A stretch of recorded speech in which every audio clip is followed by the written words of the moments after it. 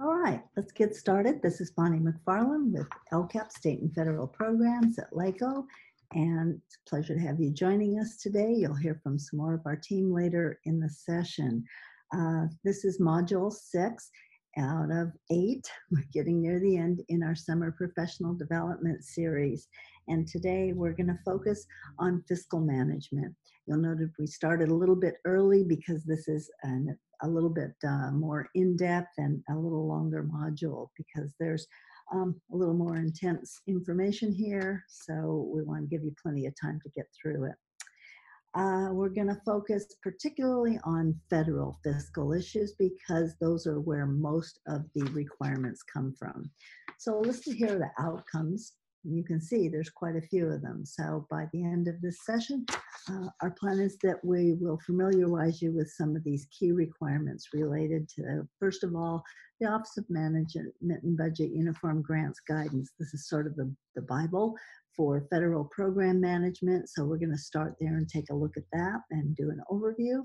Then we're going to move into one particular section of that, and that's the federal cost principles. These provide guidance for determining allowable costs.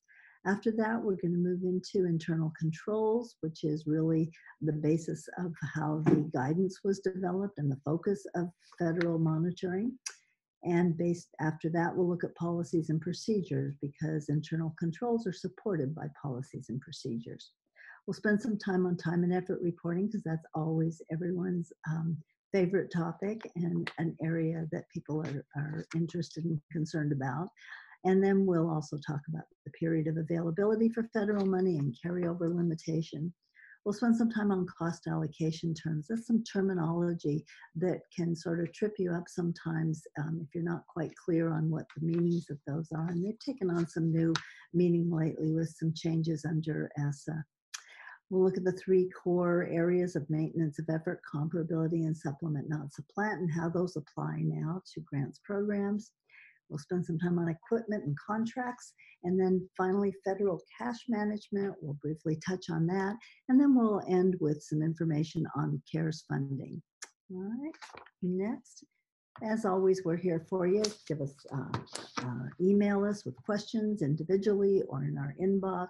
We'll be doing our work virtually and providing virtual training until we hear that we're good to go and we can move back to our regular meetings.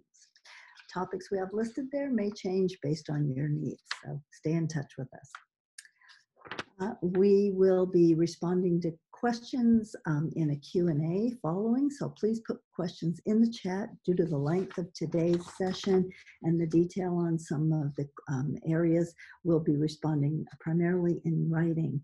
So put your questions in the chat and we will send a Q&A out within a few days. All right, so let's get started. Some of you might be program people and you're doing, what am I doing here? You want to get away like this little guy at the bottom. And that's sort of a natural feeling sometimes of program people when they come into federal programs. Their program and fiscal just looks a little intimidating to them. But if you're responsible for federal programs particularly, fiscal requirements are embedded in your job. Many of the requirements and things that you need to keep an eye on are fiscal issues. And as you'll see through today, fiscal and program requirements are really interrelated. I'll tell you, this picture really reminds me of a true story. And that was a director who called desperate one time because they found that their grant funding for one of their programs was coming to the end of the period and they had a significant amount of money left over they were going to lose. And when we talked about it, I was trying to understand why she seemed surprised about it. And her response was, well, I thought the business office took care of that. And when it got down to it, there was a lot of back and forth. Well, I thought you did. I thought you did. So it's got to be a team effort. Next slide. That's what the next slide says. It's really a team effort. Fiscal and program staff have to work together. Fiscal staff process payments, but program staff have to determine allowability. Fiscal staff track and report on grant expenditures, but program staff make decisions about spending, and they need to be aware of those timelines. If funds aren't being spent, they need to get on the schools and talk to them and get that money spent. Both program and fiscal staff need to be following the district procedures and policies, And program staff need to review charges to make sure they're charged the correct programs. So it's a real team effort. As we talk today, you'll see we'll be focusing on 3 kinds of systems in your LEA. Financial systems are really about accurate and timely record keeping. So that includes things like time and effort, but other records that need to be kept.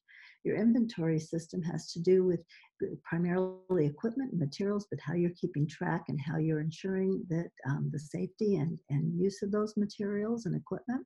And then procurement has to do with purchasing. So maintaining control over goods and payments, making sure that those are purchased appropriately, following the requirements, and that they get to the right place for use by staff and students.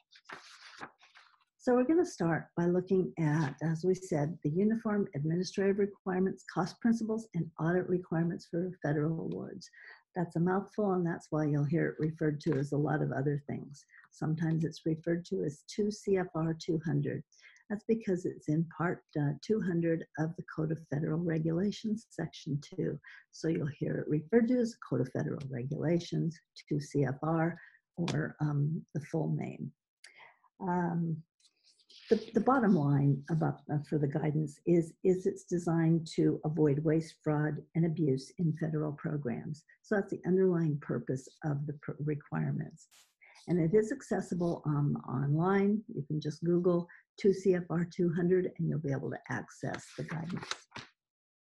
All right, next. Okay, so Code of Federal Regulations, as I said, there's a number of terms. The other term you'll hear for it is UGG, right? Uniform Grants Guidance. So lots of terms for this, so don't be confused. What it does, it streamlines and consolidates government requirements for agencies that are receiving federal awards. In the past, there were multiple circulars, what we called Office Management and Budget Circulars, and those govern different programs. Sometimes an agency got grants from 1 or more agencies. Sometimes you might have grants that aren't from the Department of Education, could be Health Department or other federal programs. And so what they did was try and streamline those requirements to avoid the burden on districts to look at multiple different grants. The real focus, as we said, directs the focus of auditors on waste, fraud, and abuse, preventing it, detecting it, and correcting it. Okay. So, goes on to say in under the cost principles that, oops, am I in the right? Yes, the federal cost principles, I'm sorry, are actually contained within the grants guidance. They're in section 200.400. Okay? And anyone authorizing expenditure of federal funds needs to understand these principles that are contained particularly in the federal cost principles section. The cost principles are a key factor in determining if a cost can be charged to a federal award. This is where you start in looking at allowable costs. Okay, next. So as we said, the application of the cost principles is based, and actually the whole guidance document is based on the premise that you're the non-federal entity, or the LEA, you're responsible for the efficient and effective administration of a federal award. That's your responsibility. And that once you accept the funds, you assume that responsibility for administering the funds in a manner that's not only consistent with the agreements that you made in accepting the funds, but also with the program objectives and with the terms and conditions of the specific award. So it really puts the onus on the LEA as opposed to a gotcha sort of thing. The premise is you're going to do the right thing if you set up internal controls, policies, and procedures and follow them. All right. Next slide. Okay. Again, just kind of reiterates that the non-federal entity has the primary responsibility for employing sound organizational management. And so they also say that your internal procedures shouldn't be changed because of the cost principles. They should, whatever you're doing, those processes should support the cost principles. If they don't, then you need to consider them. But they must be consistent with the principles, but not necessarily adding on something new. Your internal systems that support good business practices should support these cost principles. All right, next. All right, the regulations make it clear that LEAs need to use these principles as part of their process for determining allowable costs under federal awards. So this is a part of your decision making in determining if a cost is allowable. We often hear, is that allowable? This is the place to start.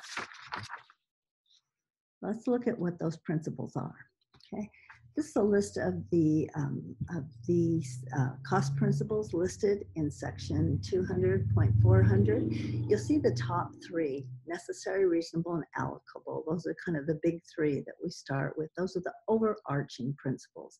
And then there are some specific ones. We'll take a look at those also, that they're treated consistently, they're adequately documented.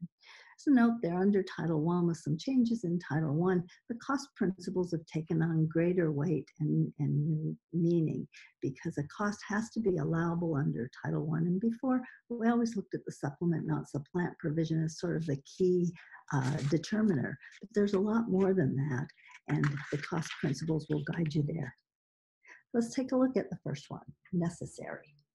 So what does it mean if a cost is necessary? And what that means is it must be necessary and reasonable for the performance of the job, or excuse me, of the grant. Okay, so that means that it needs to achieve a program objective.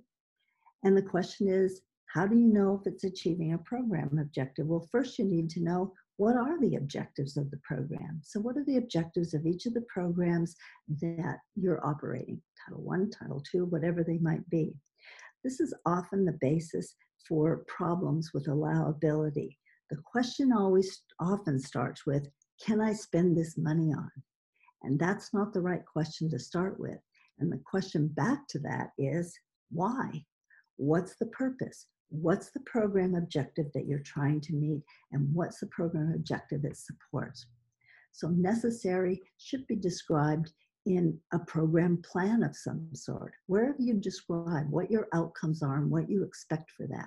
That's the first start, to identify that program objectives and then have them written somewhere. Next is reasonableness. Okay, these sound like very broad term. People saying, well, these seem just like common sense, and they are, but they're a lot more challenging when you put them into practice. So reasonableness, and it has to do with something called a prudent person standard. We'll take a look at that. But things like, are you paying market price? Is it recognized as ordinary and necessary for the program? And did you follow your own procedures? Oftentimes we find people get into trouble because they don't follow their own policies and procedures, not because of something external. Okay? So what's this prudent person test?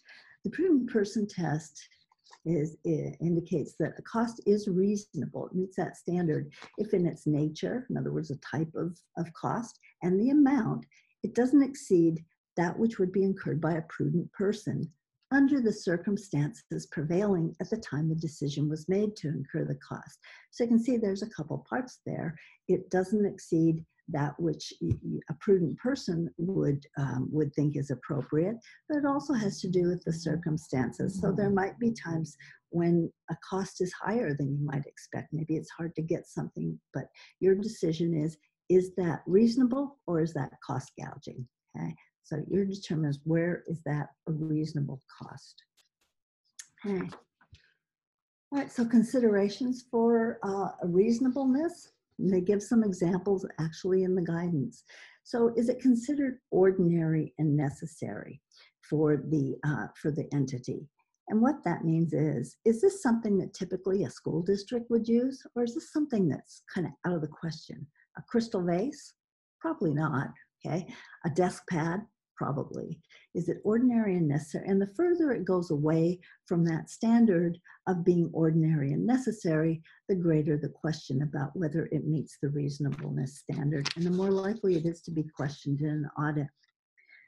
Finally, the restraints and requirements imposed by things like sound business practice, and one is arm's length bargaining. And what that means is, how do you ensure that your employees aren't diverting purchases to friends or relatives who happen to have a company? How do your procedures ensure that multiple people oversee that, so there's not any pushing of funds to a particular vendor that has a connection somehow? So that's arm's length bargaining. All right. So some additional considerations: market prices. So are you paying market prices for? Does what you pay match the market prices for similar goods or services? So the question becomes, how would you know? What did you do to determine if this is comparable price? Did you check around? Do you have some documentation, particularly for higher priced goods? And then again, did all the individuals in that chain of purchasing act with prudence under the circumstances based on their responsibility? Okay, so did your program person check it for allowability? Did your fiscal person document it appropriately? Did someone check the prices? Did everybody who has a responsibility fulfill their responsibility? And then, does it significantly deviate from your established policies and practices? And this is sort of what I mentioned before, that sometimes you have your policies and procedures, and then you deviate from them for a particular purchase. That again is a red flag and a problem. Why didn't you follow your own procedures? And districts are often called out because of that. Okay. All right. So the final one in the big three is allocable, and this is a really important one. This is how you show that the results, the cost results in a benefit to the program. This is where you have to show that linkage between this cost and this particular program. So the question becomes, why did you pay for this particular item or service with this particular grant dollar? Why is it? Why can I allocate it to that? This comes up a couple ways we see it. One is an administrative cost. Administrators do a lot of stuff, right? So sometimes you have to take a look, is that person really directly supporting that program? Or is that one among many things that they do? So what's the direct link for administrative cost to a program? The other place it comes up are multi-funded activities or personnel. And in that case, the question becomes, what percentage of that cost is applied to each of those programs? And you need to be able to show if one program paid 30%, the other paid 70%, they got 70% of the benefit. So that's the allocable that you need to consider. And those are a couple ways in which that comes up. Okay, what do we have? Additional federal cost principles, not prohibited, of course, by state or local law. So, and we have some cases, we'll talk about one later, where we have a state law that's more restrictive than federal law for one of our programs. Treated consistently, and that means, are you treating your federal costs the same as all your other costs? You can't say, well, that's federal money, we got a lot of it, let's pay a little more for that, we can afford it. You've got to treat it the same. If you wouldn't do it with your own dollar, you shouldn't do it with the federal dollar. So you have to treat them consistently. This came up recently with some of the school closures, and a district was paying staff with Title I funds, or one of the federal funds, I believe it was, and Title I. They were paying those, they weren't working, and those got paid, and the ones who weren't had to go to work and they didn't get paid. Well, that's not treating it consistently. You have a policy, people get paid for certain things. If you're a federal employee, you get treated the same way. Next, adequately documented, and we suggest maintaining documentation for 5 years, although the requirement really is only 3. This is in case you have an audit that goes back. Not included as a match means you can't pay a match for a federal program with other federal funds. A match needs to come from state and local funds. And then the last one's the one that sometimes causes people to scratch their head, and that has to do with net of applicable costs. And really what that means is if you get a rebate or if you return something or you get some money back, you don't take that money that you got back and put it into the general fund. If you paid for it with a federal dollar, anything that comes back in terms of a cost saving, a return, a rebate goes back into the federal program. Okay. So when you look at all these cost principles and put them together, and you can kind of think about, they do provide a framework for thinking about purchase, for thinking about allowability. And I kind of go back to, there's something I think most of you are familiar with, is a food memo that came out from the department. Everyone knows about the food memo several years ago that restricted the use of federal funds for food. And when you think about that, that came based on the federal cost principles. The question was, is it necessary to provide food for people, like a lunch, when they would eat lunch anyway? And under what conditions would that be necessary? And is it reasonable? We've seen cases where districts paid huge amounts of fancy meals and fancy spreads with federal funds. So the question is that reasonable that you would do that? And is that typical for an agency to spend that kind of lavish amount on food? That's how that rule came about. And then finally, the question might be, are you doing that? Are you consistent in your federal funds? Would your district allow that kind of lavish expenditure with general funds? Something to consider. All right, we're on selected item cost. All right, and this is a list of about 54 items that are included. You can see the code reference and alphabetical listing of allowable and not allowable costs. But don't get excited, it's not that simple. So everyone's looking, where's the list of what I can do? You'll find some things that are clearly no, that would be alcohol, which is on the list, okay? And you'll find some things that are pretty clearly yes, but the great majority of them are maybes. If this, then this. So some of them are rather long and significant. You have to read quite a bit to find out, is that allowable? Maybe under certain conditions, but it can be a helpful guide. You can see some of the things that are listed there. Also noted in this section is compensation, and that's important to know because this is where all your time and effort reporting requirements are included. It's in 400.430. In that section, that includes time and effort requirements. Actually, I believe section I actually includes your documentation for time and effort reporting. So it's included in selected items of cost, saying when is compensation allowed, and then how do you document it? All right, I think we're moving on to internal controls. Okay, and internal controls were connected with policies and procedures. The cost principles start by saying that the regulations are based on the presumption that the LEA is responsible for ensuring the proper use of funds and in avoiding waste, fraud, and abuse in federal programs. And foundational to that are internal controls. And supporting internal controls are policies and procedures. So let's take a look at internal controls. They're actually defined in the cost principles. Sorry, not in the cost principles. They're defined in an earlier section of the guidance.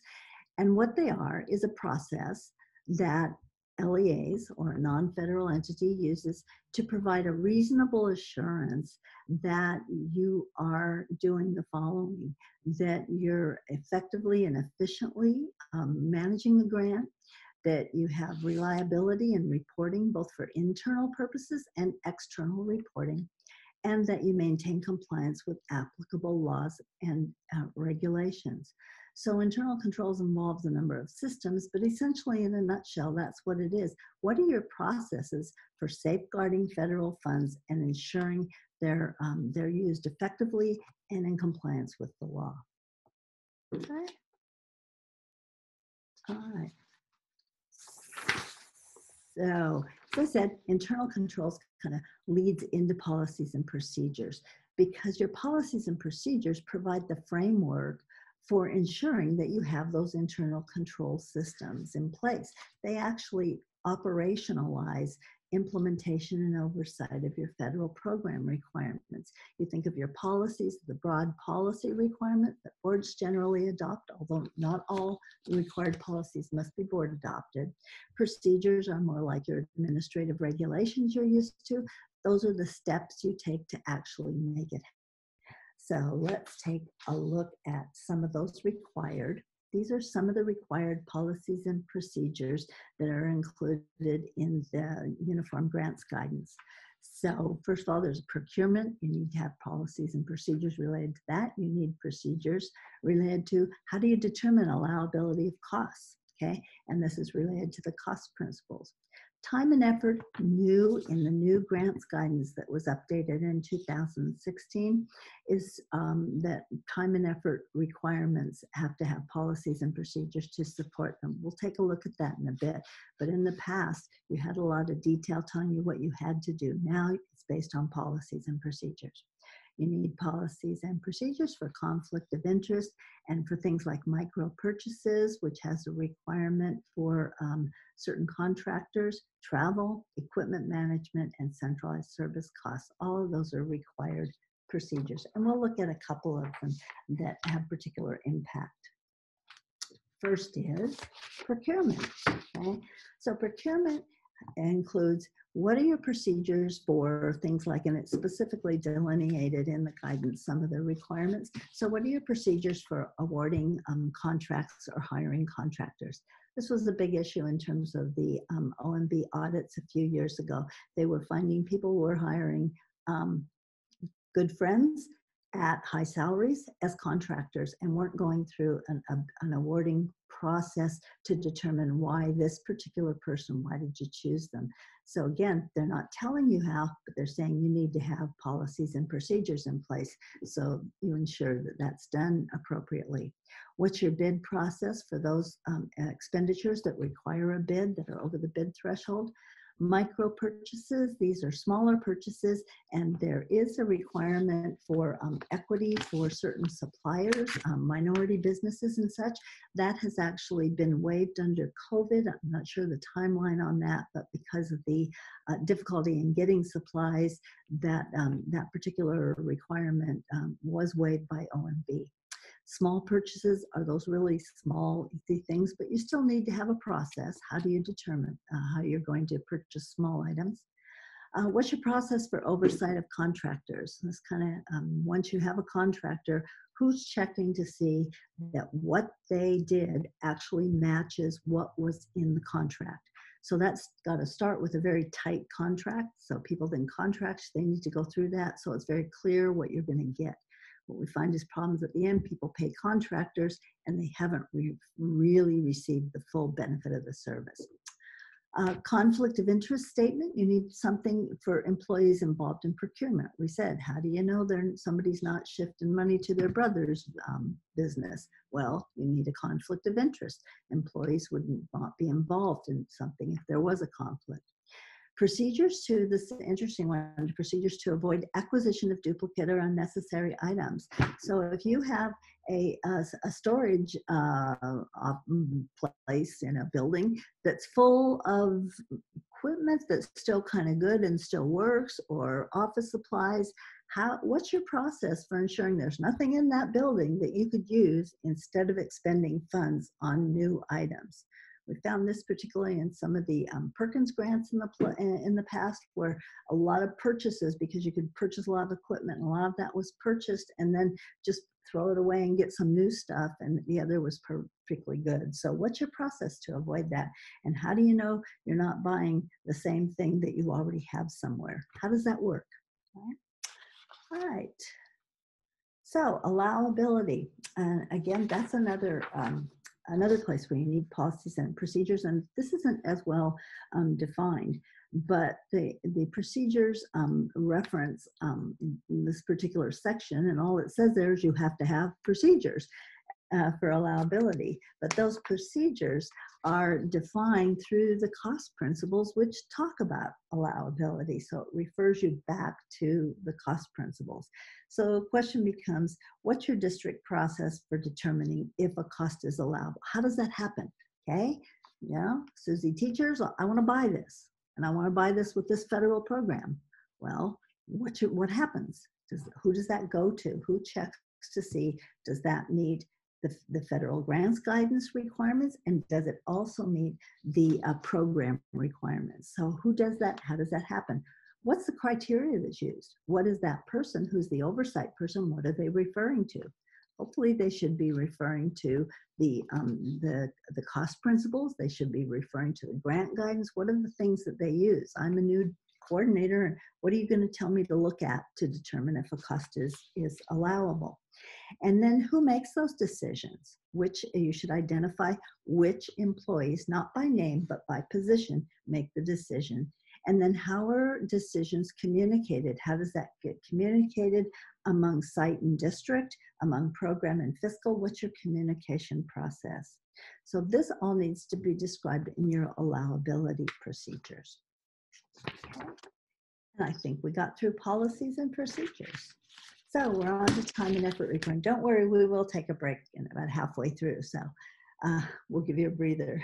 All right, but we are going to move into time and effort reporting, because this is an area that can result in significant repayment of funds, and that's why it's always an area of interest for people. How do we meet time and effort reporting requirements? When we see federal program monitoring comes up time and time again, that time and effort reporting is not done correctly, or that charges aren't appropriately allocated to particular programs.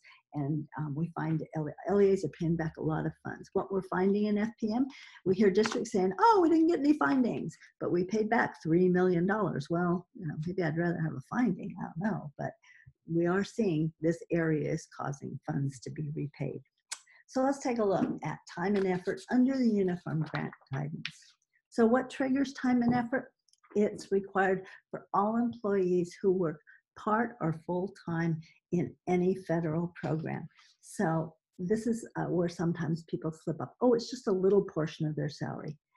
No matter how little, $1 of it, it triggers time and effort reporting. The federal government wants to know where their money's going. So it's required no matter how much money that is going toward that salary. It's required. There are different types of documentation, but time and effort reporting is different than payroll reporting, and that's another area of confusion. This reports not just was the employee there, but what was the effort they provided to the federal program. So that's why it's time and effort, not just time reporting. All right. Okay, so this is another area where you need policies and procedures, and this is a big change from the former regulations under OMB A87, which some of you, if you've been around for a few years, might remember. And previously in that circular, it included things like personnel activity reports, semi-annual certifications. Those are required as how you had to document time. Now PARs are only mentioned at the very end if you don't meet the standards or regulate for the regulations. So instead, the regulations once again focus on your internal policies and procedures that need to meet the standards that are outlined in the regulations. So the question I'm sure some of you are asking, why in the world are people still using PARs and semi-annuals if we don't have to? Well, if you go through the regulations, you'll see that using them actually meets pretty much the regulations, and that your policies, the things you have to do, pretty much lead you to using those two kinds of systems. So people have used them in the past, they're comfortable with them. And the second is that the California School Accounting Manual still references PARs and semi-annuals. So most people are still using those, and they kind of make sense and work for most people. Okay? And the other thing is everybody wanted to be the first one to go and use a different kind of system and see if it worked. Nobody wanted to be the first one to get a finding on that. All right. So this is from the FPM instrument, and you can see we're not making this up. This is from Fiscal Monitoring. They're saying that LE have to have policies and procedures for documenting time and effort. They're going to look for those. And it needs to include specific policies and procedures for actual work. It needs to address your internal control system for those for that documentation. What kind of training needs to be included? So how are you training staff on completing those forms? And what are the deadlines and what's the authority for doing it? So that's our new system, and you'll be asked for those in FPM. Other other reporting requirements include, that one sure looks out of place. Let's try. Oh yes, okay, good. So sorry about that. We had the wrong page, looked different. Okay, so your reporting system, again, we said it has to be, this is where I said it's in the selected items of cost, 430I. This is from that section. Your system for time and effort reporting has to be based on internal controls. So how are you ensuring that what safeguards do you have in place? It needs to be incorporated into your official records. It also needs to reasonably reflect the total activity for which the employee is compensated. Also often an area of confusion because people think, well, I just have to employees just have to report the time they're paid with federal funds. So if they're only 50% on a federal program, they only have to report that part. Not correct. If you're paid with any federal funds, you have to report on the full amount of your day. So what's your total activity, even if you're paid partially with general funds, okay? And that's kind of what the second one says too, that it's federal and non-federal. So the whole activity, federal and non-federal. And then it needs to support the distinction among specific activities or cost objectives. And this is why a lot of people continue to use the personnel activity reports, because those are more detailed and they do support the activities among different costs. Whereas if you are working on one area, then that semi-annual is less detailed because you don't have to show a distribution because you only do one thing. All right? So all these things should be addressed in your policies and procedures. All right.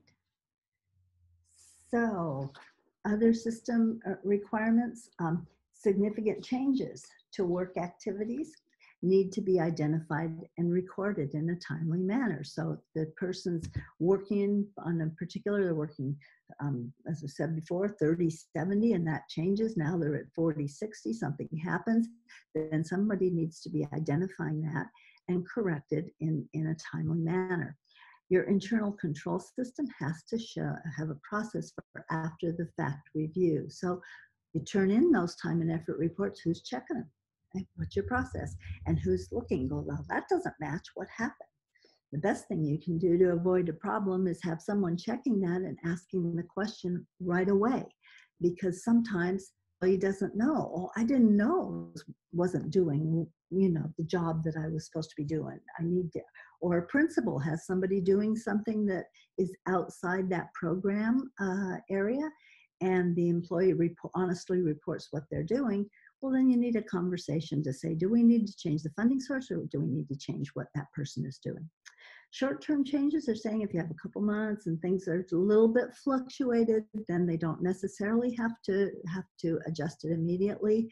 But at the end of the year, all adjustments need to be made. So every penny charged is charged to the accurate federal award. So if those percentages vary during the year, you have to true it up at the end of the year. You have to ensure they're allowable, charged the correct, what they did was allowable, and that it's properly allocated if they work on multiple programs.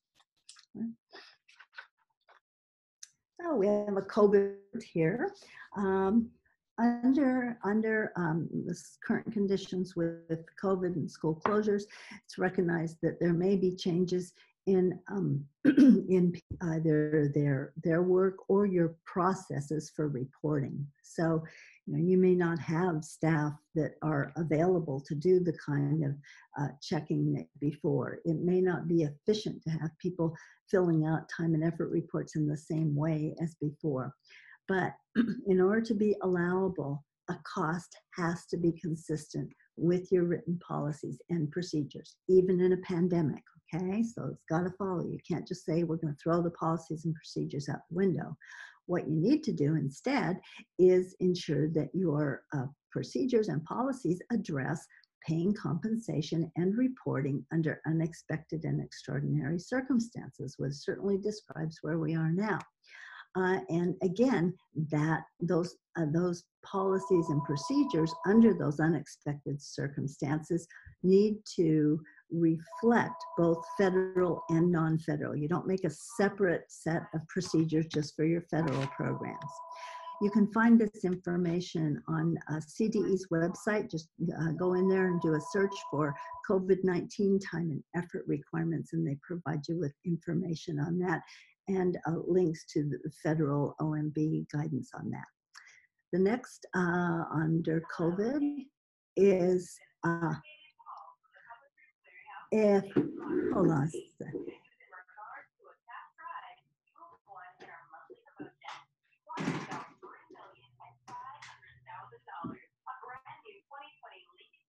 Did you hear that, everyone? I won $3 million. I just,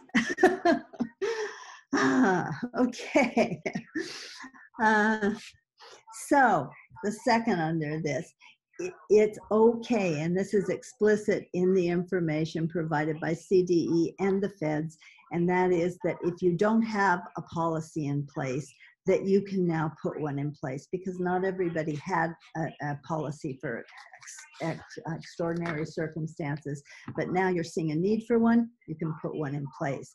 And that's even if you are looking backward. In other words, things happen fast, and you had some issues going on during the spring.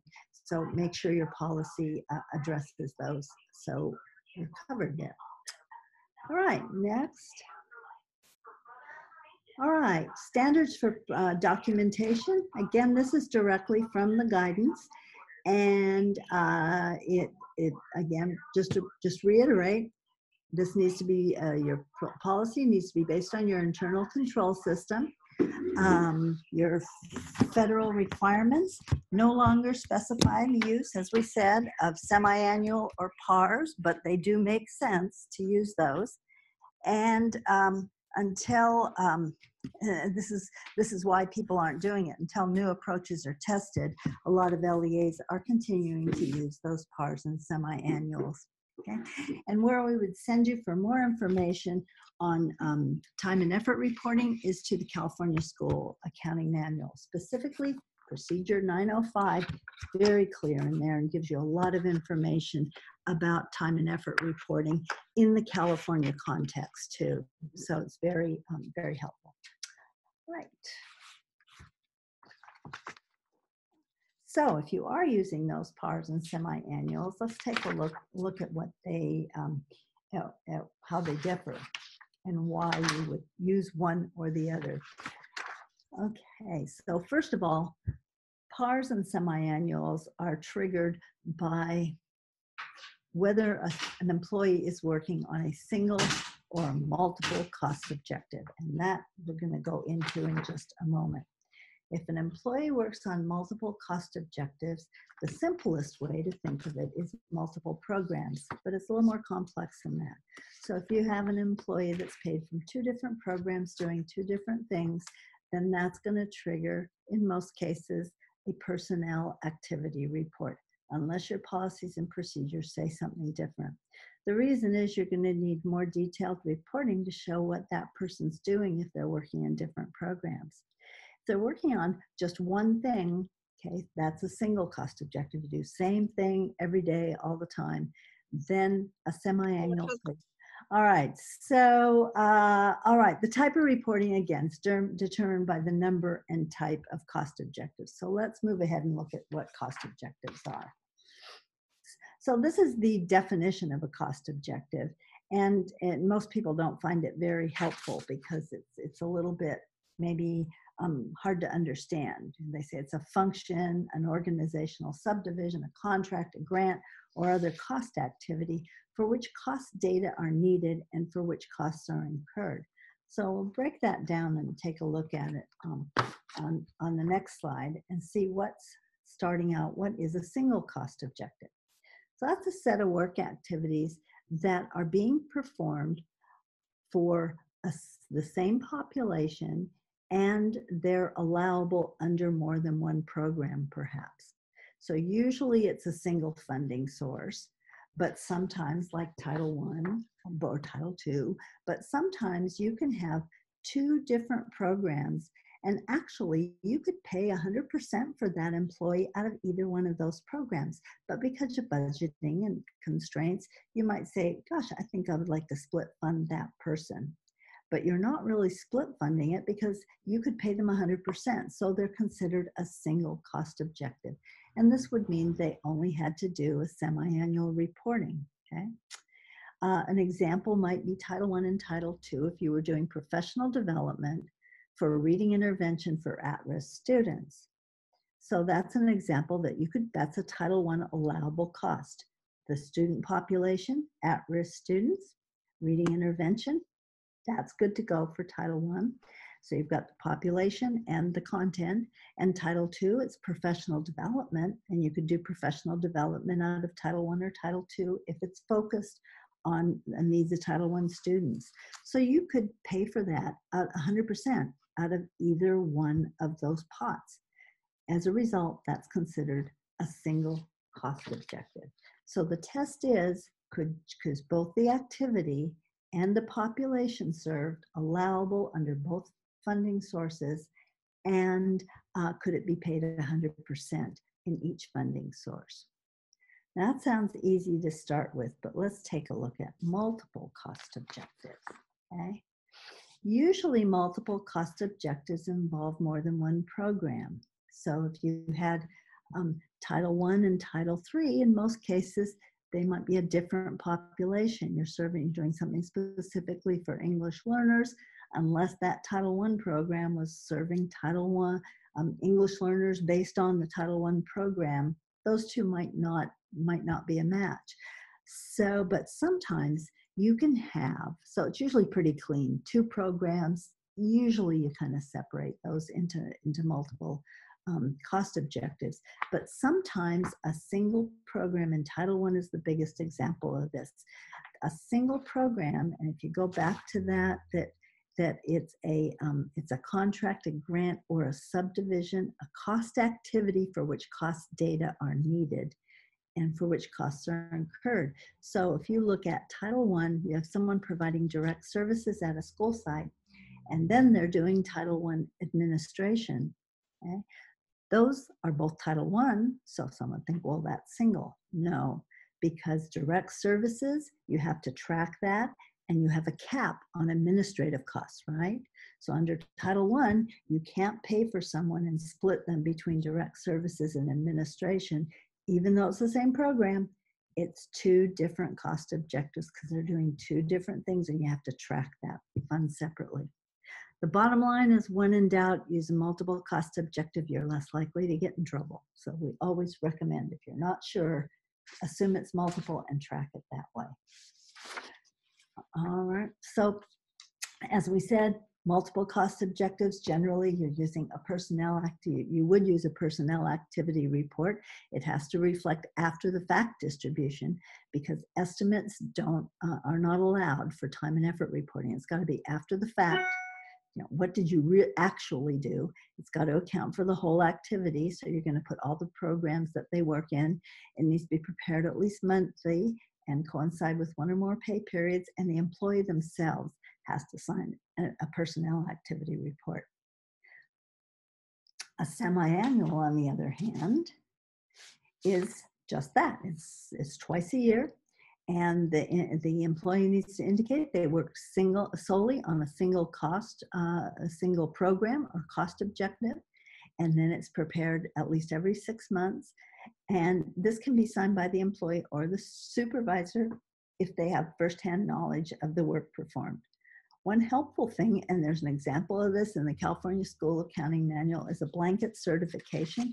If you have multiple employees working on a single cost objective at your site, a principal can sign a blanket certification, or a supervisor for those employees. So somebody can list them on one if they're doing the same thing, and you have a number of them.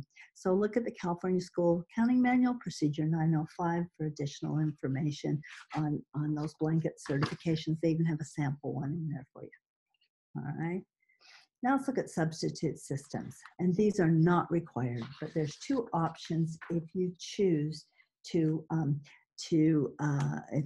use them. One has been around for a long time, since 1998. And again, it's described in Procedure 905. So if you're interested, you need to read up on it. But it uses a sampling method. So employees they submit PARs like 3 times a year, and then you have to check for, is there a deviation between what was estimated and what actually happened. If it's less than 10%, then you can move to it 2 times a year, as long as you maintain that less than 10% deviation. So someone's got to be checking that. And again, that would need to be described in your policies and your procedures particularly. There was a new system that came out in 2012, and this is only for employees that work on fixed predetermined written schedules. So these are primarily school-based people who are doing the same thing every day in the same classroom, but it's really tight in terms of the deviation, and deviation's got to remain less than 5%. And what they submit is a schedule in lieu of the time and effort reporting. So they'd have their daily schedule. The problem with the substitute systems is you can only use one of them. You can't use the two together. So if you have a lot of employees on fixed schedules, that might be a way to go, but usually you don't have that many, and then that puts the people who have the hardest time, which are usually your administrators who work on multiple things. It doesn't help them. So the second one, the 2012 system, you apply for through the consolidated application. You just check a box and you're approved. There's no approval process for the other system. You just need to maintain documentation that you're doing those checks. All right. So the worst is over. Time and effort. Let's move on to federal timelines. Take a look at this before we take a break. All right. Federal programs, unlike state programs, most state programs, the funds, you can roll them over. There's no limit unless it's a specific state grant. Some of them do, like the low performing students block grant had a time period, but most of the most state money doesn't have the tight timelines, but federal funds do. So let's take a look at what that looks like. Okay. So this is a sample of the federal fiscal year. And federal fiscal year is different than the state year. So I feel sorry for all you people who are working in accounting trying to keep these two timelines going. Federal year runs from October 1st through September 30th of the next year, whereas the state, as you know, goes from July 1 through June 30th. So that causes some overlap, but there's some good news in that too. I'll tell you in a minute. And so forward funding means, as you can see by the timeline, federal funds were appropriated back in, timeline doesn't look like, but they're appropriated in October of the prior year. And so they reach, oh, that does work. Seemed like a long time. October of the prior year. So that's when the federal government's supposed to develop a budget and get the budget out, if they do it on time. All right. Then, but you don't get the money until July 1st. So it's kind of sitting there. It takes a while getting it allocated, getting it out. You don't get the money until July 1st of the following year. So forward funding means that the federal government doesn't count that period of time against you in determining how long you have to spend the funds. They're saying that's not fair. Schools didn't get the money to July 1. So your clock starts ticking July 1 of the next year. And then you get a full year to spend the funds. So that would be through September 30th of the next year, because you know, the state ends its books on the 30th of June, but you get an extra 3 months to spend the federal funds. So you have them for a year plus 3 months. And then Something called the Tidings Amendment allows funds to be carried over for an additional year. So now you get that additional year from September 30th, 2019 to September 30th of 2020, which is when typically our 2018-19 funds would be ending. However, we got a waiver on that this year, and we'll look at that in a minute. The other thing to note in there, we have one program, Title I, that has a maximum carryover, and we'll take a look at that.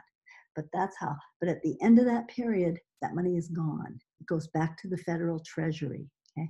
So all funds have to be obligated by that date. So we always suggest you look at the CDE website and watch your allocations. Make sure you're getting apportionments on a regular basis and you don't have money sitting there, because sometimes we get a list of districts sometime in the summer saying these districts have a bunch of money sitting here that's going to expire. So this year we lucked out on that, and we'll take a look at that waiver. Okay. Next slide. So this is our COVID note.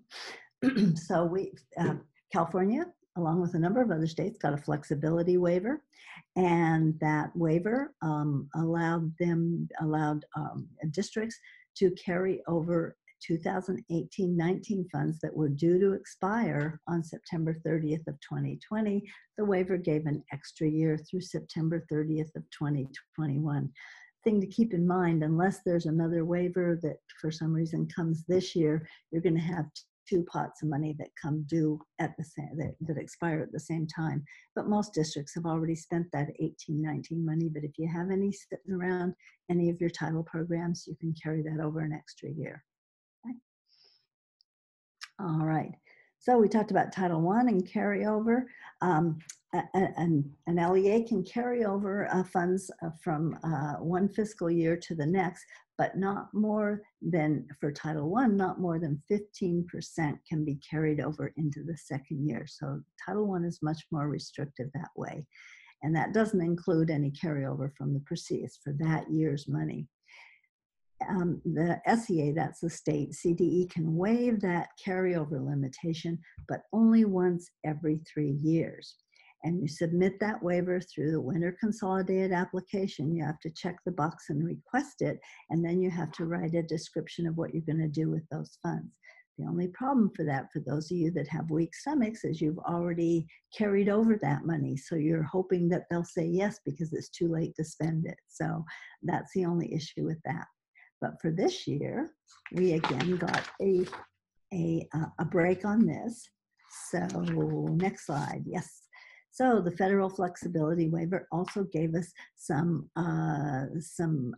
flexibility on this, and allowed, if an LEA, if you have over 15% carryover as of September 30th, which is coming up, then, and if you've previously requested and received approval in typical years, in the last 2 years, typically you wouldn't be eligible for a waiver. So you would lose that money. But now the state can approve a waiver more than once every 3 years. So you will still have to apply for a waiver in the CONAP, but you're going to get that waiver. Pretty much say that's going to be guaranteed because CD has that authority. My understanding is they will start the clock ticking again on that 3-year cycle for everyone beginning next year. Okay. So if you have extra Title I money, this was a good year. Equitable services, just a note, that changed under ESSA. In the past, if you had reserved funds for services for private schools out of Title I, in the past, it was sort of a like, whose fault was it? Was the question like, why? And you had to look at, well, why weren't those funds expended? And if the district could demonstrate that it had to do with the private school not consulting or something like that, then those funds could go back in the pot and be used for both public and private. That changed under ESSA. LEAs, it says in the law that LEAs have to obligate the funds for equitable services in the year in which they were allocated. So they just left it at like, and everyone was thinking, well, what if that doesn't happen? And they're saying, well, it will happen. However, they're saying there may be extenuating circumstances, which we're facing a lot, and that if that's the case, those funds can remain available but they have to be used for equitable services in the subsequent year. So there's no pulling those funds back into the pot. Keep in mind, this sounds like harsh, and what we hear a lot is people saying, well, they didn't spend the money. Well, keep in mind, they don't spend the money and it's not their money. Okay? This is district money and the district is responsible. I totally understand all the issues involved in trying to work with the schools and get those services out there. But the federal government sees it as you're responsible because those funds are district funds and you have to maintain control. So they don't go back into the pot. You have to keep them under ESSA. Okay, and I think that means it's time for a 5-minute break. We take a breather, like just 5 minutes. It's 3:31. Come back at 3:36. Does that, so we'll hope there's some thumbs up. I think people need a stretch. So we'll come back and look at cost allocation terms. All right, it's 3:36 and we're back. And gonna look at cost allocation terminology. Now, the nice thing about these virtual trainings is you take a break and there's no lineup in the women's restroom. So that's a perk, all right? Okay, so cost allocation terms, one of my favorite topics. And this has become even more important in just recent years, particularly with after ESSA. There have been some changes that have impacted this terminology and made it more important. So let's start with looking at indirect costs, okay? Indirect costs, probably more familiar to those of you on the fiscal side, but these are costs that support grant application or implementation, I'm sorry, but they can't be directly attributed to the grant. So we talked about allocability. Well, an indirect cost isn't allocable because you can't show that it directly affects the grant. It directly impacts the grant, but it supports grant activities in general ways, administrative activities, accounting, payroll, purchasing, all the things that happen that a grant costs. To try and parse those out one at a time, it was definitely understood that just doesn't make sense. It would take a lot of time. So districts are given an indirect cost rate. That rate is posted on the CDE website and it changes annually. So you should check your annual indirect cost rate. Just go to CDE website and check the indirect cost rate. If you're a program person, you thought, why do I care? Well, you might care because this could affect the amount that you have available for your administering the program. And we'll take a look at how that plays out. So indirect costs it's reserved at the beginning of the year. So you estimate what your indirect cost based on your indirect cost rate, but you only charge indirect costs on what's spent. So if you don't spend the grant funds, then you can't charge the full indirect cost rate, only what's posted. And we said indirect costs are those that you can't directly allocate to the grant. It's important to remember you can't count a cost as an indirect cost and a direct cost. And that may sound obvious, but we've seen it happen and have an FPM example of a district that was near and dear to my heart that was doing that. And how that played out was things like if you are charging, say your indirect cost includes like office space and such, well then you can't charge grant programs for that office space. So somewhere you should have some sort of just general description of what are included in indirect costs. This happened to do with services for fiscal services that were being provided. They're being provided to everyone in the office, all the programs, but they were double charging as an indirect cost, and then they were charging the grant. So just keep in mind, if you say something's an indirect cost, you can't charge it. And if you're a program person, you should be questioning that and saying, oh, I thought that was included in indirect costs. And if it's not, that may be different, but just something to keep in mind. All right, so another term we have is administrative costs. This used to be very clear, but it's gotten a little confusing since ESSA. Administrative costs are costs associated with administration of the program. And there's costs that are not direct services. So these aren't services for students. These are general administrative costs. Okay. Many federal programs have a cap on administrative costs. So they say how much you can charge for administration, the rest has to go for direct services. For some programs, and it used to be for all programs, administrative costs includes both the cost of direct administration and indirect costs, so it was one clump. Now we have different programs with different rules. So other programs have something called direct administrative costs, and they cap those. And then indirect cost, and the district can charge their full indirect cost rate.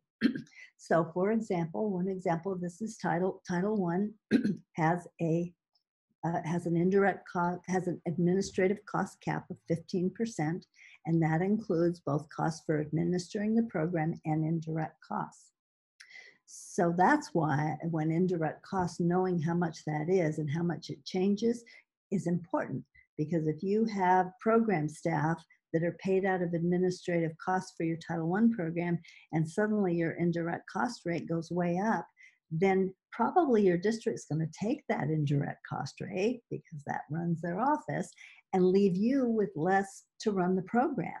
So you either have to negotiate with your office and say, how am I going to pay for these people? Are you going to pick them up? Can we lower the indirect cost rate? What do we do? So when they're clumped together, that's really important, because they do vary significantly sometimes from year to year and can be a shock. The other thing that happened, though, under ESSA was we had several programs, and Title III and Title IV are two examples of programs, and all they did was add one word, and the word was direct. And now it says for Title III and Title IV that there's a cap on direct administrative costs. Okay? This was significant for Title III because in the past there was an administrative cap of 2% for Title III programs.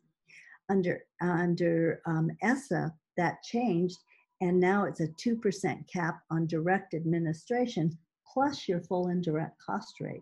So districts can now take a larger amount for indirect costs. So you can see how those are interrelated, but it really got confusing under ESSA because it always used to be administrative costs meant both of those together. Now you've got to look at what the program says. So the next is direct costs. And this means a cost that is directly identified or attributed directly to the program. Direct costs can be an administrative cost or a program service instructional cost. It just means that and again, we go back to allocability, this direct costs are allocable to the program because they directly support the program. It's important to keep in mind that direct administrative costs have to be directly supporting that program. They can't be general in terms of the support. And that was clarified in the Uniform Grants Guidance. There was a change went in recently, and it's a definition, and it's in section 200.413. They define direct costs, and within that definition, they added something about administrative costs for administrators and clerical staff particularly. And in that, they say that those positions should normally be charged to indirect costs unless certain conditions are met. Now, some of those conditions mean they have to be in the budget and there's some clarity, but that's something worth looking into, is that direct costs are being defined more, direct administrative costs are being defined more tightly. In the past, we kind of found they looked at administrative costs and it was like, take your cap and we're going to look at the program. Now they're saying, no, what is that administrative cost going to? So just something to keep in mind, that I expect to see tightening on direct administrative costs coming in the future. So direct services, what's that?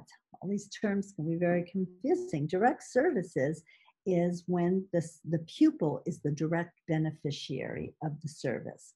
So this is different from a direct administrative cost. A direct service It's direct, it's directly supporting the student, but it's all about instruction. And included in that is professional development and parent engagement. So those are included because they see the student as a direct beneficiary.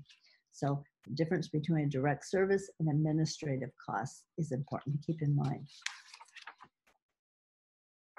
And then finally, we mentioned 15% cap on administrative costs. And I just want to point out, because a lot of people assume that's a federal requirement. That is not. That's a state requirement for direct services to pupils. So the administrative cap for Title I is 15% of both indirect costs and direct administration. And it's defined in state ed code. One other term, centralized service. And a centralized service is an activity that's administered by the central office. If it's administrative in nature, then it's in your administrative costs. If it's a direct service, it's included in direct services. So just because it's at the central office and it's administered that way, doesn't mean it's necessarily administrative. If you have resource teachers, perhaps, who are housed out of the central office, go to multiple schools, that could be a centralized service. For Title I, a centralized service that should be included in, if it's taken from the school allocation, okay? So you allocate all your funds out to the school, and then the schools say, maybe we don't have enough money for this, or maybe we would prefer, there's something you can do better. And they then, the school site council has to approve that and send that, essentially include that in their school plan. And then those funds go back to the central office to provide those services. But if it's out of a school site allocation, the school site council approves it. It has to be in the plan. New, maybe not new for some, because we know some districts have been doing this, but we got clarification just today from Fiscal Monitoring that this also includes those funds, those district reservations. So in the past, districts you can reserve funds off the top for district provided services to Title I schools only. Okay, so this is only for Title I. If you've done the consolidated application, you know the page where you have to list any reservations, and you can reserve funds for professional development or something you operate from the district office. That's taken off before you allocate funds out to schools. So that doesn't require necessarily approval. However, Fiscal Monitoring is saying that amount should be reflected in school plans. Okay, and so the question is, how do you do that without causing a problem with the requirement that your consolidated application amount for each school has to match what's in the budget? And they said you just need to include a note in there, and you would identify those funds, but you don't include them in the total budget, but you include them as funds out of the reservation. And their rationale for this really made a lot of sense. They're saying, schools and school site councils need to know what's available to them so they can effectively plan to use their Title I school level funds.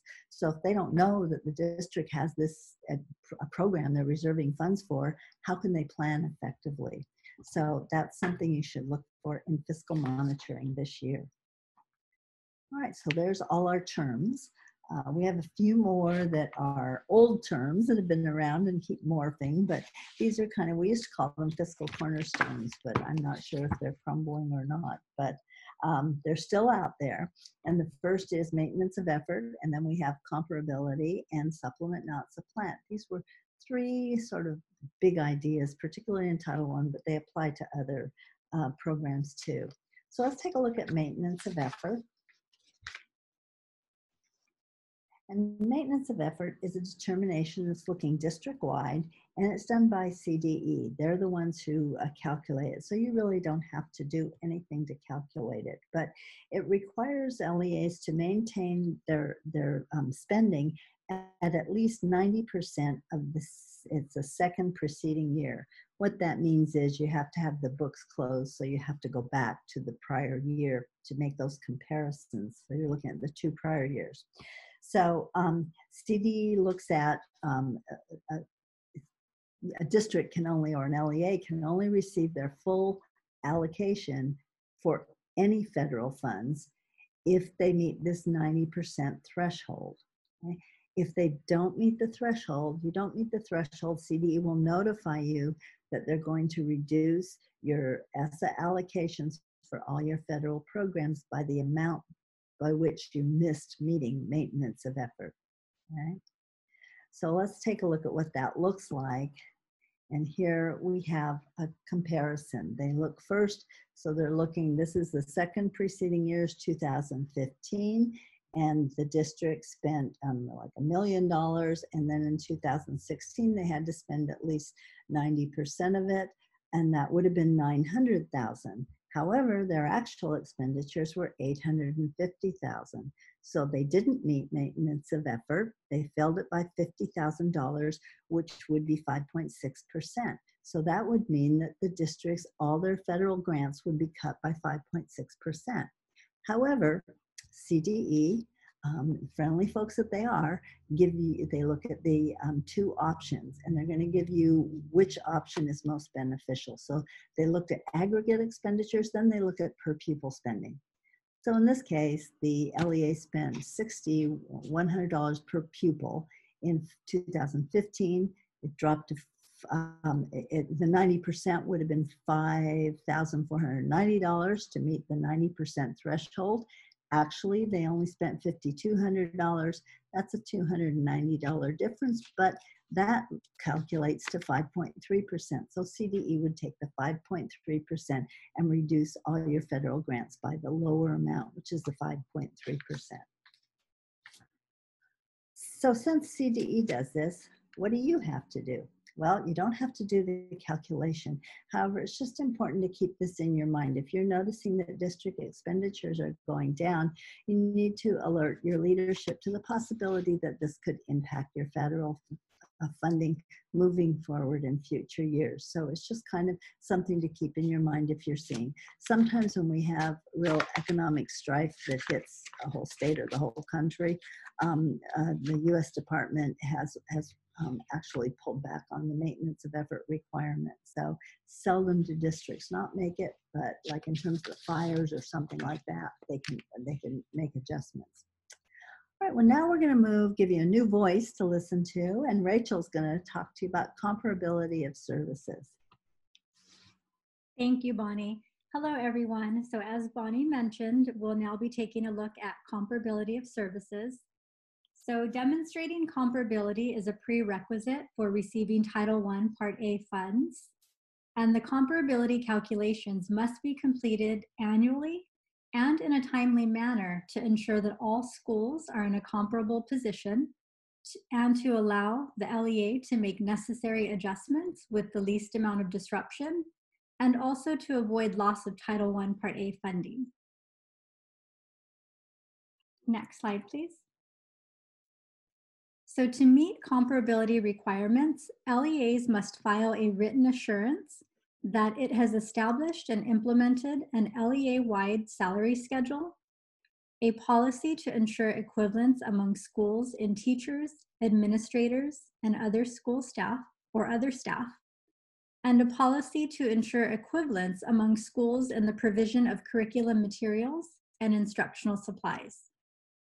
LEAs assure compliance with these assurances through the completion and submission of the certification of assurances form in the Spring CONAP. LEAs must also develop procedures for compliance with comparability requirements and must maintain records demonstrating that comparability calculations are completed on an annual basis. LEAs must also confirm that the student to full-time equivalent teacher ratios fall within a reasonable variance. And in California, this has been determined to be a 30% variance.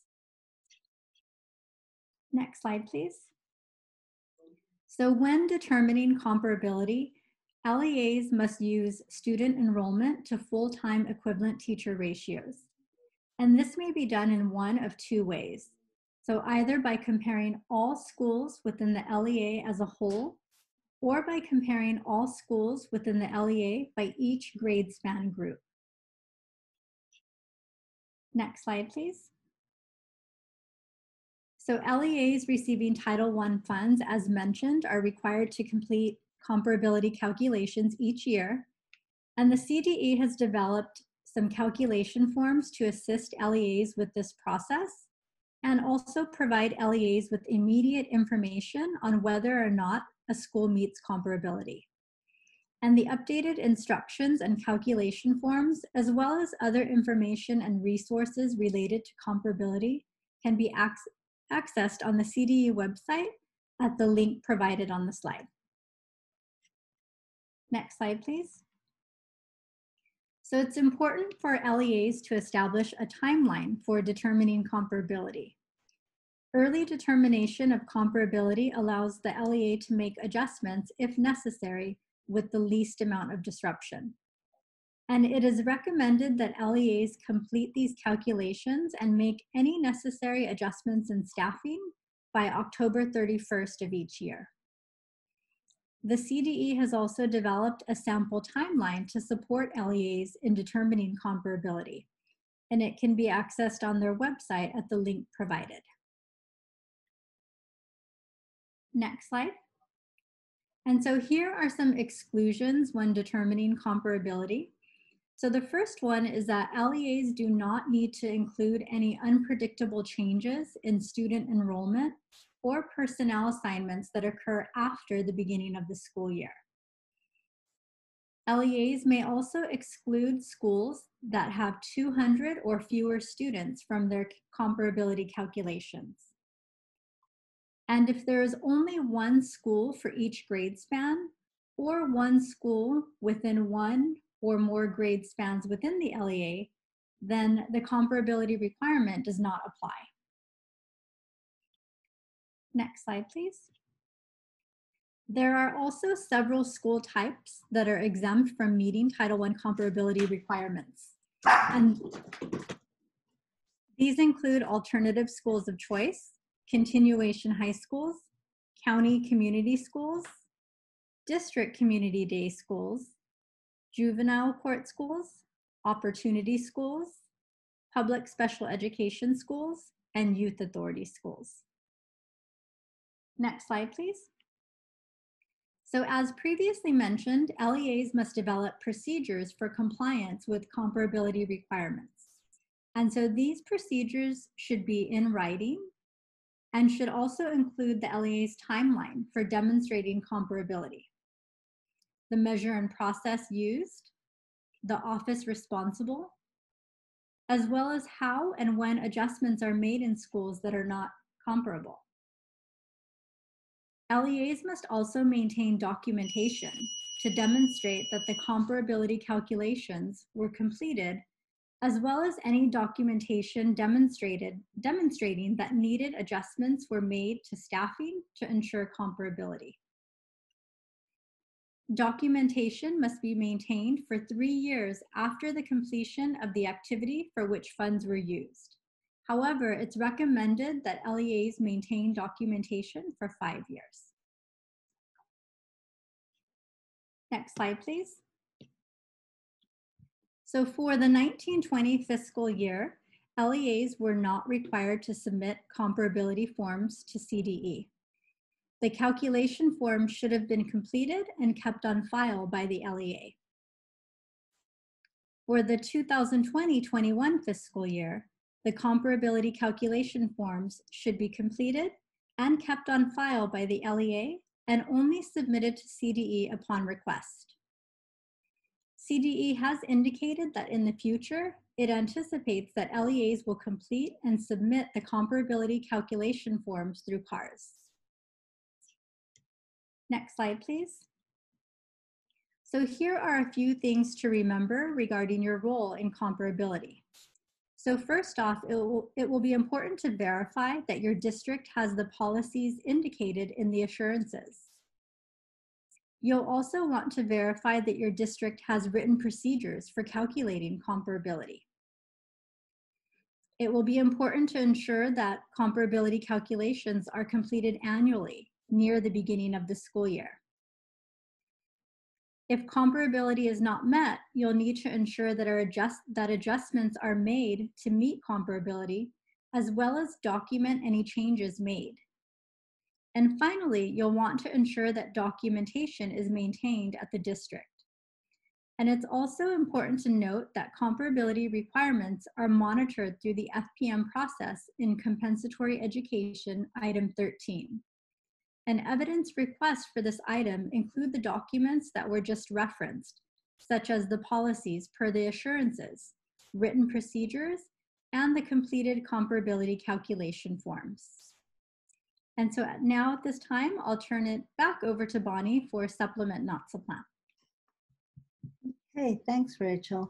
And, you know, Rachel's description of the need of policies and procedures for comparability really brings to mind the importance of those policies and procedures in a practical way. I think we think, oh, this is some, you know, ethereal sort of thing I have to do, but there's a real practical effect because we've had people come in and they don't know where to start with this. And if you have policies and procedures, you know who did it last year, who you should be talking to. So if you've ever been new in a role, you can see how that can really be helpful and keep the district out of trouble too, because it'll keep, the process will keep going. So we're going to move over on to supplement, not supplant. And this is something that's changed in Title I, but so we'll highlight what's the same and what's different. Bottom line, for ESSA funds, and this applies to all ESSA funds, LEAs can use those funds only to supplement and increase the level of services that would, in the absence of those funds, be made available from non-federal sources. So bottom line, what that means is it's a state, public education is a state responsibility. Federal funds need to come on top of that and be supplemental to those funds. You don't take out away a service, you add to the service. So the question is, Jen, always, what would happen in the absence of those funds? Previously and continuing for some programs, it's on the next slide, are the presumptions of supplanting. These have previously been used by auditors, and two of them still apply to Title II, III, and IV programs. So auditors presume that a supplanting occurred if one of three things previously and now two things occur. One, was that service required to be made available under state, federal, or local law? So if there's a law that you have to do something, there's a presumption on an auditor's, in an auditor's mind, that you're going to do it. Okay? So probably they assume you're all good legal people and you're going to do whatever's mandated by law. So that's a hard one to rebut. The second one is it was provided by with non-federal funds in the prior year. It is, and that's one that it is possible to rebut, and we'll take a look at it. And then the third one was under Title I, and that's no longer the case, and that is it was provided to participating children if the same services were provided with non-federal funds. So we'll look at how that differs a little bit. Next slide. So we talked about rebutting the presumptions. The presumptions can be rebutted in some places. And to do that, you have to have documentation confirming, and as I said, it's hard to rebut the first one, that you're not going to do something that's legally mandated. However, if you can rebut the presumption that you're paying for something that you paid for in the prior year, to do that, you need to show confirmation that those funds are no longer available. Essentially, that you would have you wouldn't have done that. You might have, it might be positions like you're eliminating those positions, and to actually they ask that you take that to the board and you actually move forward. It's not like you can't go to the board and say, well, we can't pay for this with our state funds, but you could switch over and pay for it. That would not rebut the argument. You have to rebut it. You have to say, we are cutting these positions, they're gone. Then you have to come back and replace those positions with the federal program to rebut the argument. So let's take a look at Title I and what's changed there. And keep in mind, I saw a few questions in the chat about different titles. Title I is a school level program. It's the only program that requires school level allocations. The other programs are district level funds, so they can be allocated, but there's no requirement. So, so Title I funds, the law says that Title I funds can be used only to supplement funds that would, in the absence of such funds, be made available for state or local resources for the education of children participating in these programs, and not supplant such funds. So that's just the same as it was under NCLB. No change so far, okay? Supplement, not supplant, the requirement is still there. So what's different? Look at the next slide. What's different is the compliance test, how that is tested.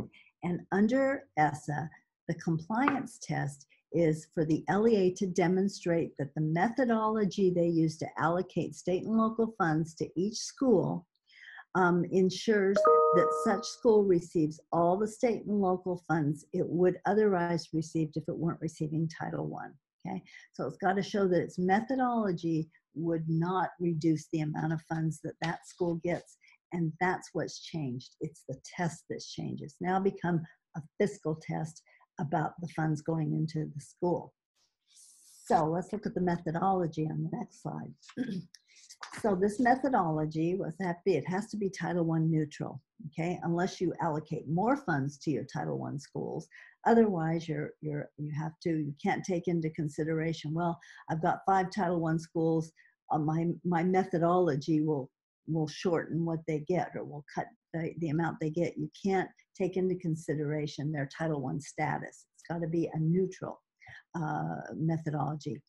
Per pupil expenditures can't be used. You can't go at the end of the year and say, well, this is how much we spent, because this is supposed to be your methodology for allocating the funds, and per pupil expenditures aren't after the fact reporting. And then the LEAs have to allocate all state and local funds to all their schools, including Title I schools, to enable them to meet all federal, state, and local laws, including providing required services for English learners and students with disabilities. So you can't cut Title I schools and say, pay for your ELs and your students with disabilities with Title I. Have to be funded fully to serve those children. And then what about district-wide activities? So somebody thought, this is only about school level. And no any district-wide funds. So you might say, well, we don't allocate everything out. We do some things from a district level. We keep funds, general funds at the district, and do a lot of services. Those funds have to be conducted in the same manner, not taking into account the school's Title I status. So you can't say we're going to reserve a chunk of general fund and we're going to put it over in these schools on the Hill, and we're going to short our Title I schools and let them pay for it with Title I. That's a no-no under the methodology. And finally, LEAs have to maintain documentation to show that the methodology actually resulted in those schools getting those funds. So they have to maintain budget documentation. Okay? Keep in mind, though, Title I funds can still only be spent for allowable activities. So what we found is people were putting a lot of eggs in the supplement, not supplant basket.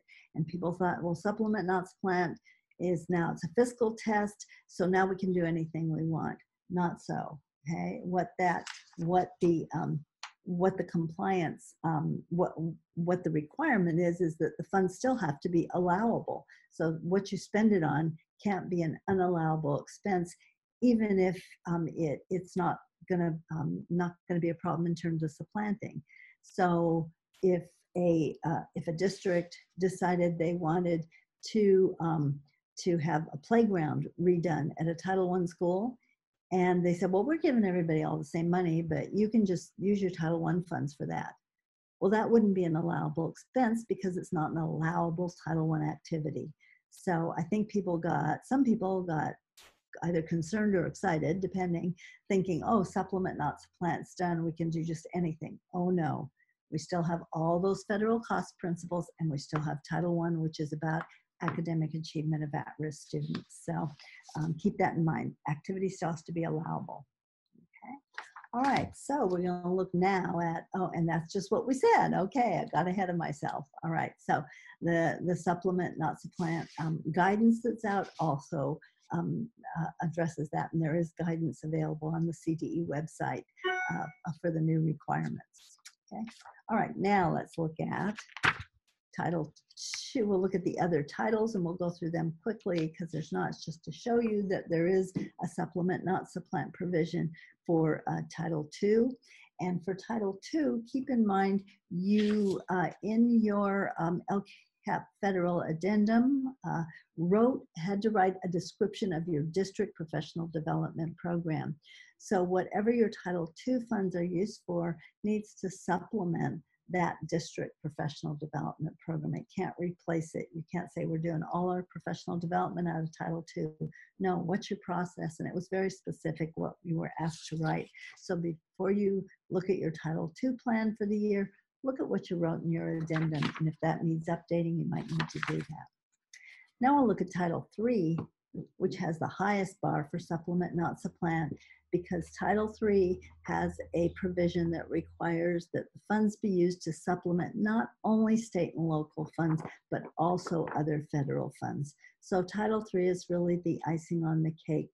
That doesn't mean that you change your other programs. It means that if an English learner is eligible for a Title I, II, or IV program, they should have access to those programs, and you should not instead use Title III to pay for that. Title III should be on top of those services.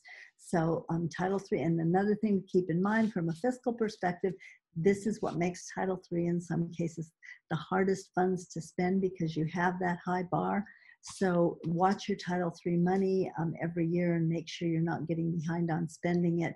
Usually the funding source we frequently get the calls on about districts that are going to lose money is Title III.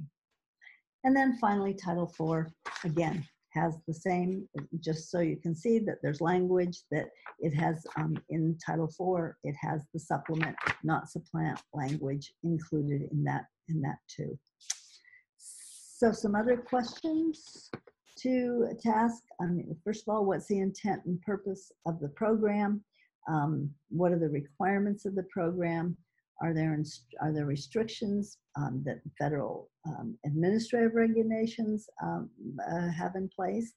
Are there restrictions in state law like the 8515 requirement for Title I? And what's the timeline for program expenditures? So some big ideas, things to think about when you're using federal funds. Now I'm going to turn over to Adrienne, who's going to look at equipment and contracts. Hi, everyone. Thank you for hanging in there. We knew this was going to be action-packed, and so we hope we aim to please here.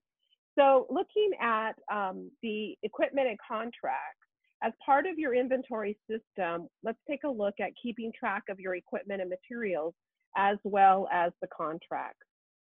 So all equipment that is purchased with federal funds needs to be inventoried and labeled with purchasing information. And this would include the funding source, the identification code, or a serial number that your district may put, and the name of the district as well as the school. Another component is the LEA must also assure that there are procedures in place to guard against any loss of equipment and materials. And you see here on the bottom, here's a sample label that one district uses, and it has the LEA's name, the school name, the program that it was purchased from, the purchase date, the delivery date, serial number, and the salvage date. Other districts sometimes have etching. They'll do etching into equipment or material, or some other form of identification on their products. The Uniform Grants Guidance that Bonnie spoke about before, it states that all non-consumable equipment and supplies must be accounted for if they exceed $500 in value and have a useful life of 1 year or more. So an additional aspect to your equipment system are regarding items that are less than $500. The UGG identifies this as computing devices. So what is your policy and procedures that you have in place to monitor computing devices? How do you account for small and attractive new technology that costs less than $500 and that can easily walk away? So reflect on your system. What does your system do to ensure and prevent theft and loss? So a suggestion may be to include these on an inventory as well, perhaps a separate inventory to the over 500. However, include this as a recommendation is to include this in your system. During an FPM review, evidence is required for the LEA's equipment inventory. And so this should also be part of your system that you have in place. It is required as part of Title I, Title III, as well as all the other programs where equipment is allowed to be purchased. So we can see that during an FPM review, it blends into the other programs as well. So it is divided for FPM into 4 main components. So 15.0 states that the LEA spending Title I Part A funding on equipment shall maintain a historical inventory record for each piece of equipment with an acquisition cost of $500 or more per unit. So please note in this words here, it says historical. So historical, which means the inventory record must contain the history of the equipment inventory so that it has ongoing showing of the useful life of the equipment. The next component in this is the equipment inventory. It states that it must include all of these components, and oh my, it definitely got garbled here. But nevertheless, you can see that in the past, your equipment inventory list would have had all of the components that are not highlighted. And so what I want to point out today, specifically, that's new in the 2021 FPM CE instrument. And so an added component to your equipment inventory list is who holds the title. Another component that's added is the percentage of federal participation in the project cost for the federal award under which the property was acquired. And then also in letter J, you can see they've added the use and current condition. So not only are you maintaining and determining the current condition of, say, that laptop, but you're also needing to indicate how is it being used? Is it part of an intervention program and such? And then lastly, letter L is the ultimate disposition of data. So if you have a documentation that shows how equipment was disposed, this is where you would add this information in your equipment inventory list. So you will need to review your current inventory, whether you're new or you're seasoned, for this 2021 school year. What will you need to add to your current inventory list? How will your procurement policy change? And how will you inform all personnel purchasing equipment in your federal programs? How will you inform them of these new additions? The next part of CE 15 is CE 15.1, and this addresses capital expenditures. Capital expenditures are equipment that is over, the unit cost is over $5,000. And so in order to purchase capital expenditures, you need prior written approval from CDE. And in CE 15.2, this addresses the disposition of the equipment on your inventory list. So if your equipment, you're disposing of it and it's over $5,000, you do need written approval from CDE. And newly added in the yellow, the highlighted shares that the disposition of equipment that is less than 5,000 does not need written approval from CDE. So this is newly added to the past instruments. The next component is 15.3, and this is probably going to be one of the most time-consuming part of your system. And it states that the LEA must conduct a physical inventory of the property and the results reconciled with the property records at least once every 2 years.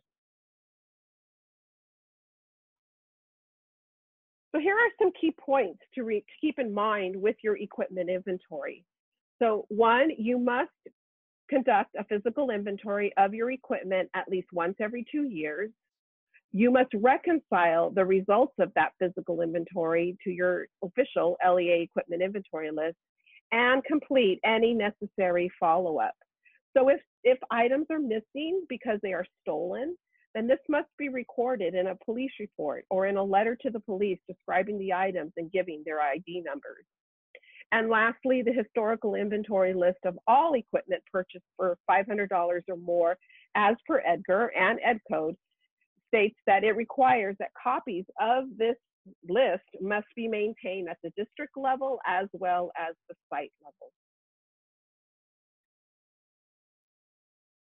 So for reflection, what is in place in your district's control system today? How do you ensure that you're preventing loss, damage, or theft? How do you determine if equipment is needed for the implementation of your program? Is it allowable? Is it necessary? How do you know if other unused equipment, as Bonnie mentioned before, is available? Perhaps you don't even need to purchase new equipment because there's something else that you could use. And how do you ensure that equipment purchased with federal funds is used only for the authorized purpose? So if you purchase a copy machine under, say, one of the federal programs, how do you ensure that it is only being used for that authorized purpose? So those are some things to consider. And remember, if equipment is lost, damaged, or stolen as a result of your inventory, you're looking at determining the status of all your equipment, you must investigate and you must document.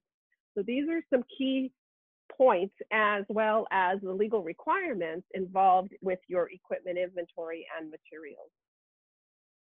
Now let's take a look at contracts. What controls do you have in place for contracts? Who reconciles if the services have been rendered as stated in the contract? Who checks this? So please make sure that your contracts clearly delineate what services are to be performed or goods to be delivered, what are the dates when these services are going to be rendered or the goods to be delivered, the location where these services would be performed, the number of students, teachers, etc., that are to be served. In addition, it's extremely vital that you add and include in your contract that remedies for breach of contract, what are the sanctions or penalties, are there termination procedures, and also make sure that you're in compliance, these contracts are in compliance with federal statutes. What are the reporting procedures, if applicable, and also what are requirements pertaining to copyright. So these are some things that you must include and make sure that your contracts have. And so now I'm going to pass it back to Bonnie, who will go over cash management. For a very quick review of cash management, and then we're going to just hit on a few things on CARES Act funding. I had a chance to go through the questions. You guys are going to keep us busy and responding to those. I'm glad we're going to have some time to think them through. Good questions. There is one I've just got to address because I knew it was going to come up, and that's that what you shared, Adrian, about who holds title, that new one. The answer is you, the district, okay?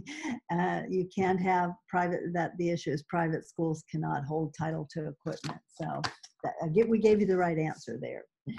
All right, let's look at federal cash management. And let's move on to the next slide. What is it? It's a web-based system that requires you to quarterly report on your cash balances for Title 1, 2, 3, and 4.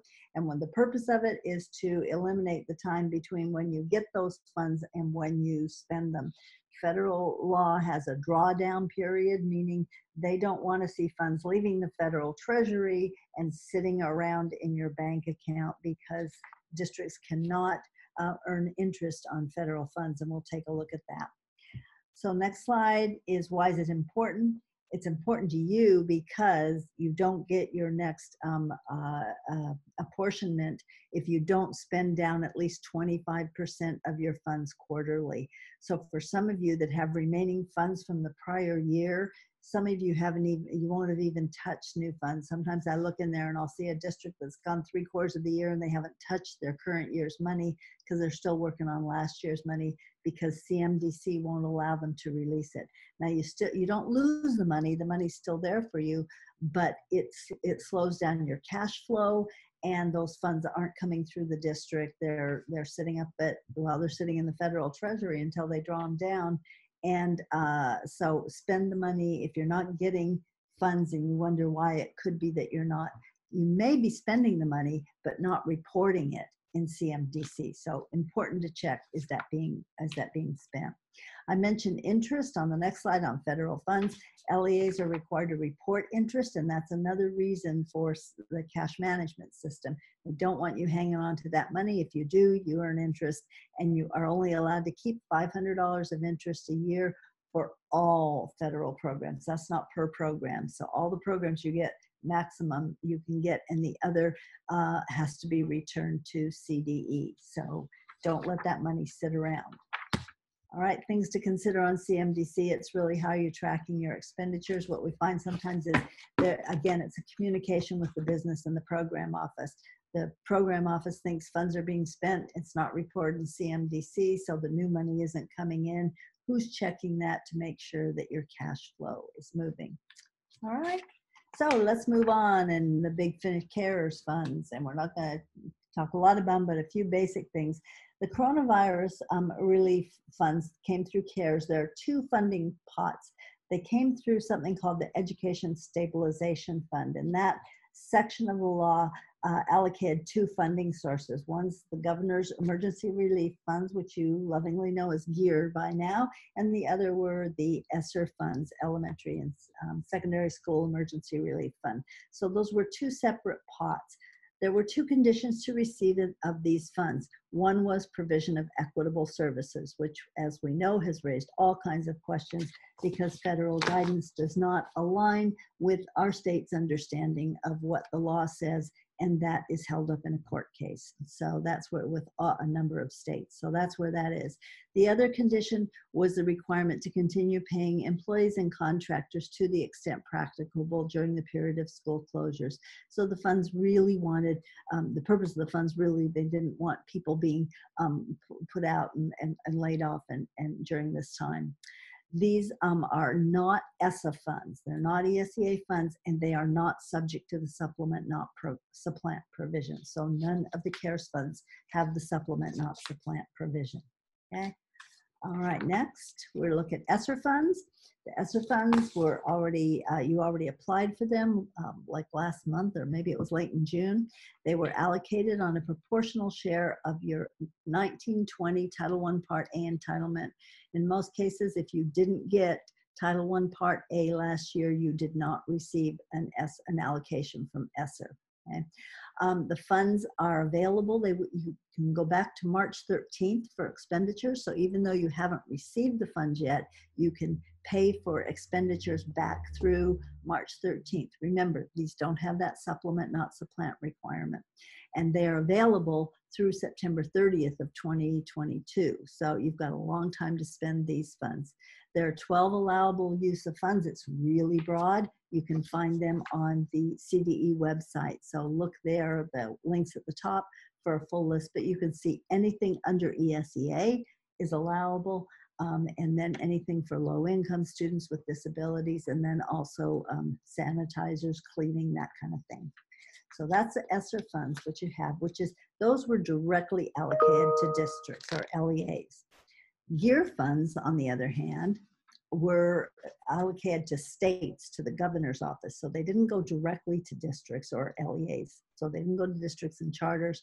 They went to the state, and they're called the Governor's Emergency Relief Funds, and they were allocated based 60% on student population age 5 to 24 and 40% on census poverty. So you can see by the age range, these were for LEAs, meaning districts, charters, and county offices, and institutions of higher education.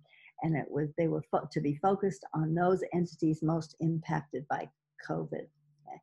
The governor determined that these funds were going to be used in combination with other funds for what's called the Learning Loss Mitigation Fund. So we combined this gear funds plus some other funds to put a focus on learning loss mitigation. All right, let's take a look at how those funds look on the next slide. The gear funds are the top one, and again, those are available through March, back to March of this year through September 2022. Only the gear funds are subject to the equitable services requirements. So if you're looking at how much you have to reserve for private schools, the coronavirus and the general fund are not subject to that. It's only that top gear funds that you're looking at. The coronavirus relief funds, those are general funds. They're outside education. I showed you the two allocations for under education stabilization, and that was gear and ESSER. Coronavirus relief are other funds within the CARES legislation that are not education related, but they went to the state and the governor pulled them into this funding package. Also included in the funding is general state funds. So included in there, pulled some other funds together to develop this learning loss mitigation funding for schools. Next slide. So learning loss mitigation, it has a less extensive list of use of funds, but and those are available on the website, so you can take a look at them in depth, but basically 4 areas, all really focused on learning loss, accelerating progress. It could be extending school year, increasing instructional minutes, academic assistance to students in need, diagnostic assessments, and then other integrated support such as mental health counseling and those kinds of things. So you can see these are focused, but the focus is from the state. Okay, the federal government sent them and said, send them to those LEAs most targeted by COVID. Governor determined all our LEAs are hit by COVID. And so he wanted to focus on learning loss because of so many of the challenges our students are facing during school closures. So that's just okay. This question came up a little earlier. So is there any what about reporting? What about documentation? What are the rules of the game? Well, we checked with CDE, and according to CDE, both ESSER and GEAR funds will be audited. Okay, so as such, they are also noted that these funds fall under the Uniform Grants Guidance, which we just talked about. Thus, it appears they would be subject to time and effort reporting. So CDE is recommending maintaining some sort of time and effort reporting. They're also noted that the coronavirus relief funds, they are only subject to certain sections of the Uniform Grants Guidance, particularly internal controls. So for all of these programs, you have to have processes in place so they're being used appropriate. What are your internal control systems? However, there's no specific mention of time and effort reporting. However, because you're going to have some kind of auditing on these, CDE is recommending some sort of documentation. And what they're saying is this documentation might not look the same as your typical documentation. So you might want to address that in that extenuating circumstances policy to how are you going to, what's a reasonable way to maintain some sort of documentation of these funds? Because remember, your time reporting has to match your policies. So you might want to specifically address how are you going to take a look at these funds and make sure and show how they're being used. Secondly, the last, and this came out recently too, there was just some new federal audit guide just came out, and CDE had said that all the guidance they're getting from the U.S. Department on this has emphasized the importance of keeping extensive contemporaneous documentation about decision making for these funds. They feel that that's really your best defense. So you didn't just spend them willy-nilly. What was your process for deciding what you're doing with it? So meetings that you're having, agendas, whatever it is that documents, contemporaneously, like now, keep records of how you're making decisions about the use of those funds. That's your best defense to show that you have good controls and that you're not just spending them and making them potentially liable to waste, fraud, and abuse. So that's just all we have on, I think that's it on gear. And we're 4 minutes late. Thank you for staying with us. But keep in mind, your federal money has a shelf life. After 27 months, it goes back. This year we got lucky. Don't get used to that. Some programs have carryover limit, but remember this year's funds are meant to be spent on this year's students. Once a child graduates, those funds don't do them any good next year. So keep those kiddos in mind when you're spending funds. And if you enjoyed this, you're going to enjoy next time, because audits and compliance is coming up. I can tell you're the kind of people who like that sort of thing. So join us next week if that's of interest to you. And then our final will be on equitable services on the 27th. Thank you so much for joining us, and thank you for your questions. We'll be getting back to you with a Q&A right away. We've got our work cut out for us. Thanks so much.